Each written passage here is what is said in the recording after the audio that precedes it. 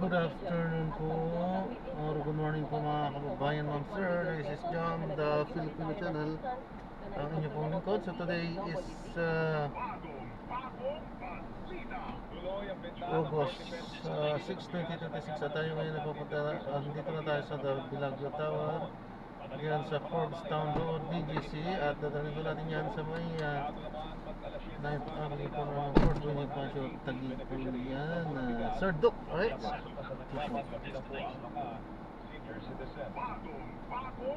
Iniutos ni Assistant Court Presiding Officer at Senator Judge Jesus Cordero ang pag-iisyo ng subpoena kina Gina Acosta, dating Special Disbursing Officer ng Office of the Vice President, at Edward Fajarda, dati namang Special Disbursing Officer ng DepEd.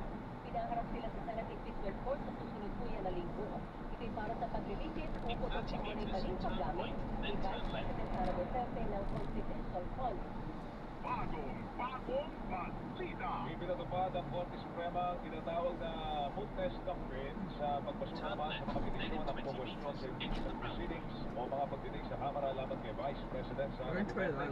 Ito po ang sinabi ni Atty. Paulo Tomasio. It's other ways, because that way, I think traffic. ng UP College of Law. What I am not familiar with that. If you look, then tell me, sir. It's here? Oh, this car. This one, huh? Okay. Ibang sakay ng pamahalaan tulad po na Senado na tumatayo ngayong impeachment court. Bagong balita. Ikinailalim ng Commission of They just follow the- anim na mga lugar sa Bangsamoro Autonomous Because I Region in think Muslim Mindanao o BARMM. the road has changed, right? Yes, it's already uploaded. Ang BARMM parliamentary As election. long as you don't go, you don't use the original. Because that way, because traffic comes to BDC, left away, second part is Dalawa sa Maguindanao del Sur at tig-isa sa Basilan, Yeah. Maguindanao del Norte at Special Geographic Area. Bagong balita. Report sa ating mga Super Radio reporters. Pagdinig ngayong araw ng Katigan Bayan, suspendido kasi natalito ng deklarasyon ng Malacanang. Detalye alang Gabin Aray. Dahil nga sa deklarasyon ng suspensyon sa trabaho sa Metro Manila, probinsya ng Malacanang, kansilado na rin ang mga pagdinig ng trabaho ngayong araw sa Tigang Bayan. Ayon sa impormasyon mula sa Tigang Bayan, ganap na alas 7 ng umaga na magpalabas ng memo para sa suspensyon sa trabaho. Dahil dito lahat ng mga pagdinig ngayong araw ay kansilado na. Kabilang sa mga pagdinig sana ngayong araw ay ang preliminary conference sa 3rd Division sa kasong pinaparap ni Senador Rodante Marcoleta at iba pa sa kasong undercountay sa pagtanggap ng donasyon sa kampanya. Sa 4th Division naman, meron din preliminary conference para sa kaso ni Marcoleta at dating representative Mike Defensor. Samantala, preliminary conference din ng kaso ni Senador Jimmy Estrada, dating PPWH Secretary Pascal Bunuan at iba pa sa kasong plunder ng 5th Division naman ng Santiga Bayan. Ako sa nagkasunod kay Radio Page Cavalry, Alita. Nakatagdag pagharap ni dating Congressman Sintara sa NBI ngayong araw ang day po ng Diumanay honey trap. Kay Executive Secretary Ran Recto ipinagmaliban sa August 11. Alamin natin ang balita yung mananging Christian Manyo. Christian, pasok. Continue straight in this traffic light. ng pagharap ni dating Congressman Sintara sa National Bureau of Investigation sa observasyon niya for the Marcoleta ito ang abogado ni Sara nag-transfer ito sa Martes. Agosto o si Alusunod sa kanilang request na parati sinadala ng komite ng NBI at naharap na yung araw upang magbigay sana ng panig matapos makakapos ang alpak ng kanyang pangalan sa opislanong magistrap kay Executive Secretary Raul Recto. Marami na niya kaso ng maraming aligasyon at kaya nagpay makipagtulungan sa investigasyon samantala sinabi ng sa pagkita Congressman Leonardo at naharap sa NBI ngayong umaga dahil sa kaparehong aligasyon, ngunit wala pang observasyon mula sa kanyang amo. Ito ay tuloy o haharap ngayong araw. Ako, sa tayo, pinagsalito sa In 100 meters, turn left at the traffic light. Bagong balita. Diyan ang Double B, bagong balita. Ako po inyong kapuso, Joel Reyes Abel. Ako naman po ang inyong kapuso, In 60 Rowena meters, Sagason. turn Tandaan, left at the mga traffic kapuso, light. dito po sa Super Radio DCWB, walang kinikilingan. Walang pinuprotektahan. Noon at ngayon, serbisyo ang totoo.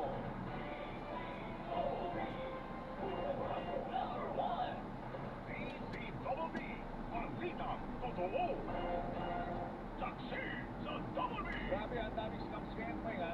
Oh, may honey trap. May honey trap. Oh, yan. Tapos meron pang, yung hindi mo rin nawawala po yung mga scam sa text. Oo, Text di scam, ba? mga kapuso. Kasi may bago ngayon, Oo. when yung ite-text na meron kang violation, Oo. Meron ka bang violation sa NCAP? tapos meron ipabot sa yung link doon. Oo, di ba? Nadali ka na. Hack ba yung ano mo lang, account mo? Oo. NCAP mga kapuso. Sige, nasa linya natin si Retired General Nicolas Torre III, ang General Manager ng MMDA. GM, magandang umaga, si Joel Joey. Morning po. Morning, Sir Joel. Morning. Good morning sa inyo, nagpapakinig. Okay, today na po sa ating mga taga-subaybay. Ano ba itong NCAP modus na ito? Yung no contact apprehension policy po ninyo? Okay. Dahil nga sinabi natin na ang NCAP ay automatic yan, AI powered yan. Opo. At nai-inform natin real time ang mga violations.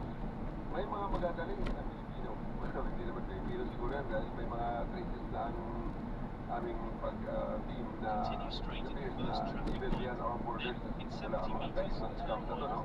So, ang nangyayari ay may gumawa ng mga text na ini-impersonate ng MMDA. Kamukha-kamukha. Kung hindi ka sabi at tinitingnan ko talaga kung anong URL, yung pinaka-internet address na pinanggagalingan ng text, maniniwala ka eh. Kasi MMDA, ang sa atin is myhulika.mmda.gov.ph. Ang gumawa ngayon, myhuliko.mmda. Isang letra lang ang pinalitan. Nangyari na dati yan sa ibang mga instances. No? Tapos may iba naman yung extension na pinalitan. myhulika.mmda.ca. Yung ganon. Or CC. Yung ganon.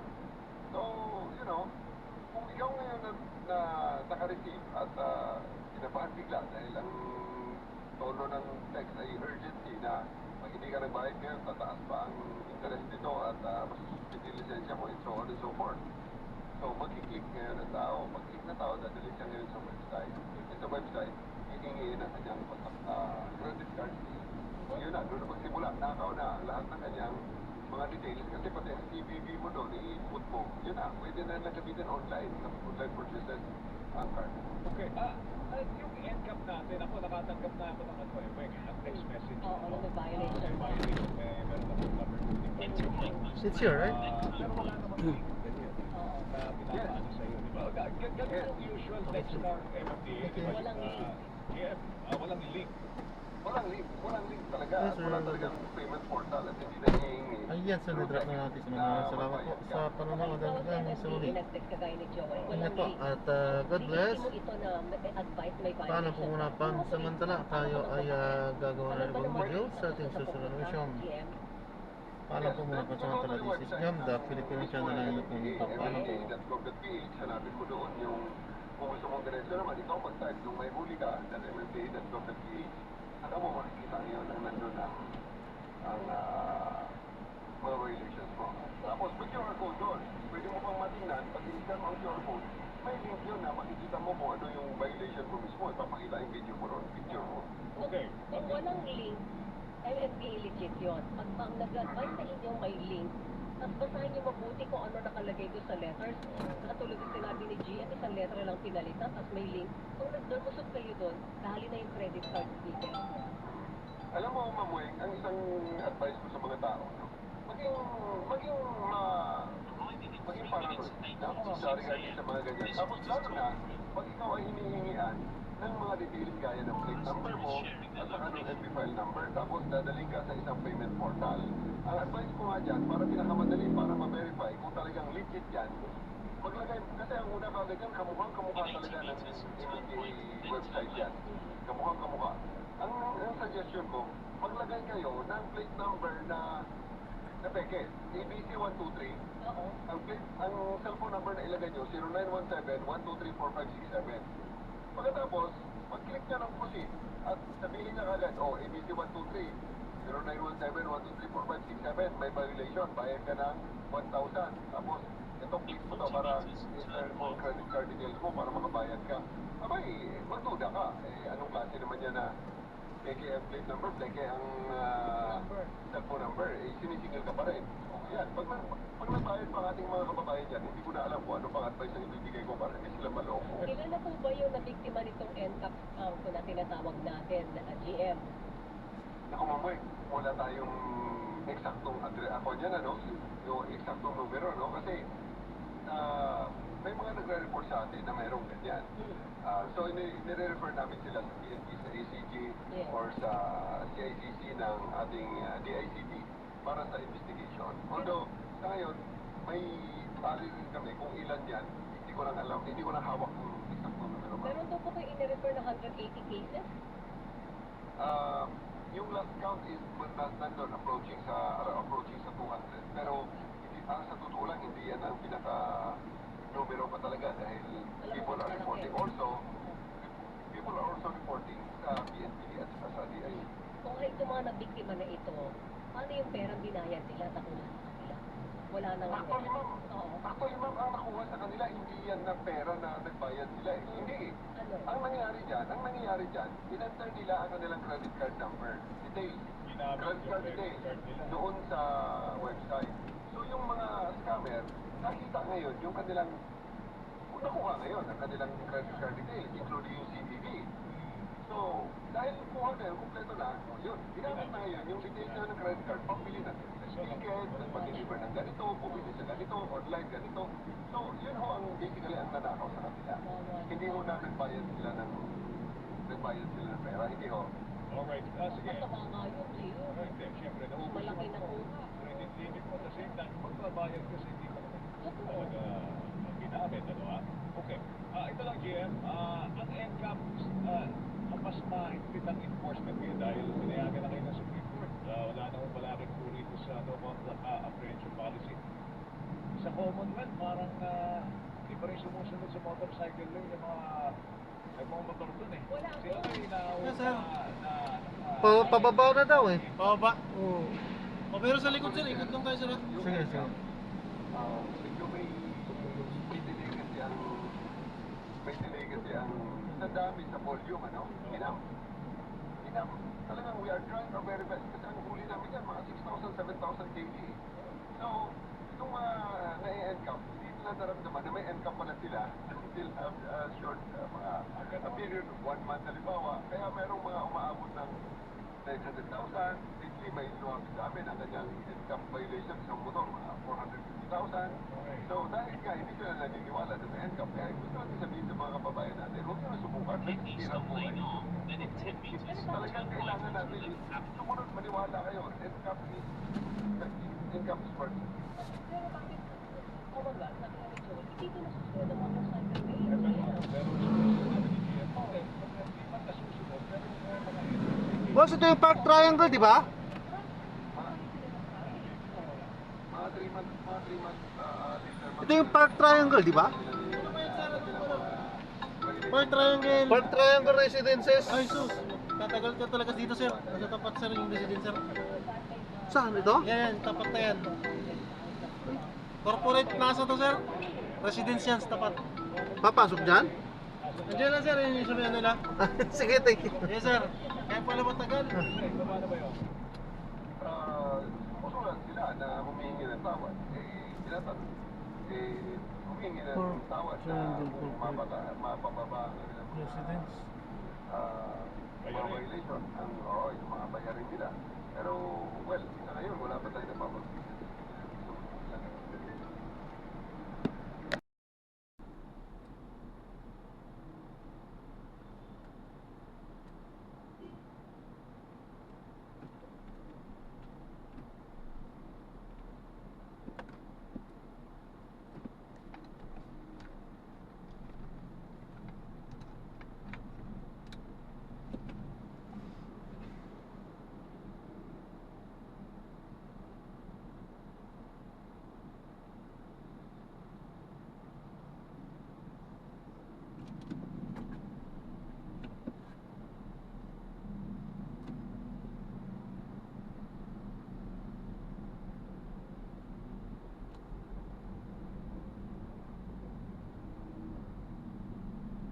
Continue straight at the first traffic light. Then, at the second traffic light, turn left.